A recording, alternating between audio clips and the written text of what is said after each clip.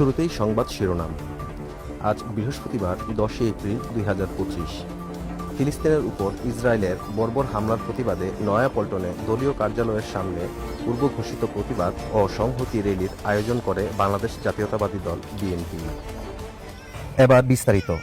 যে বয়সে মা বাবার কোলে থেকে খেলাধুলা করার কথা, যে বয়সে পরিবারের সকলের চোখের মণি হয়ে থাকার কথা, সেই বয়সেই ফিলিস্তিনি শিশুরা আজ মা বাবাকে হারিয়ে রাস্তায় রাস্তায় আল্লাহকে ডাকছে। তারা জানে না তাদের অপরাধ কি, কেন তাদেরকে পাখির মতো মারা হচ্ছে, কেন তাদের ভালোবাসার মানুষগুলোকে বোমা মেরে মাটির সাথে মিশিয়ে দেওয়া হচ্ছে। তাদের উপর এই বর্বর হামলার সময় সারা বিশ্বের অধিকাংশ দেশ যখন নিশ্চুপ, তখন বাংলাদেশের বিভিন্ন স্থানে ফিলিস্তিনের পক্ষে বিক্ষোভ সমাবেশ করছেন এদেশের আপামর জনগণ। তারই ধারাবাহিকতায় আজ বৃহস্পতিবার 10 এপ্রিল 2025 ফিলিস্তিনের উপর ইসরায়েলের বর্বর হামলার প্রতিবাদে নয়াপল্টনে দলীয় কার্যালয়ের সামনে পূর্ব ঘোষিত প্রতিবাদ ও সংহতি র্যালির আয়োজন করে বাংলাদেশ জাতীয়তাবাদী দল বিএনপি। উক্ত প্রতিবাদ ও র্যালিতে দলের নেতাকর্মীরা ফিলিস্তিনের গাজা ও রাফায় ইসরায়েলের বর্বর হামলার প্রতিবাদ করেন, সেই সাথে এই যুদ্ধের বিরোধিতা করেন এবং এই প্রতিবাদ র্যালি থেকে ইসরায়েলের পণ্য বয়কটের ডাক দেন। উক্ত প্রতিবাদ র্যালিতে দলের বিভিন্ন পর্যায়ের নেতাকর্মীগণ উপস্থিত ছিলেন।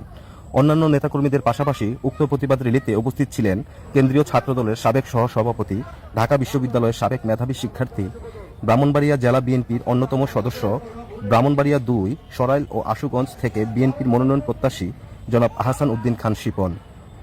তিনি এই প্রতিবাদ র্যালিতে বলেন, অব্যাহতভাবে ইসরায়েলিদের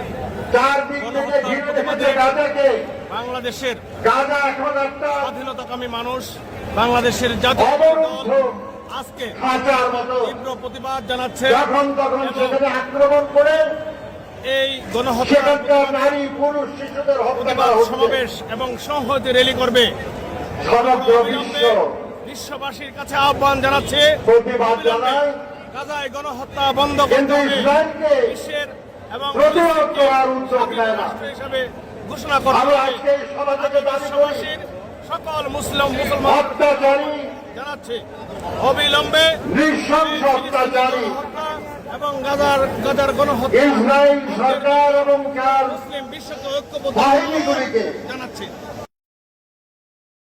স্টাফ রিপোর্টার আব্দুল্লাহ আল ফাইসাল।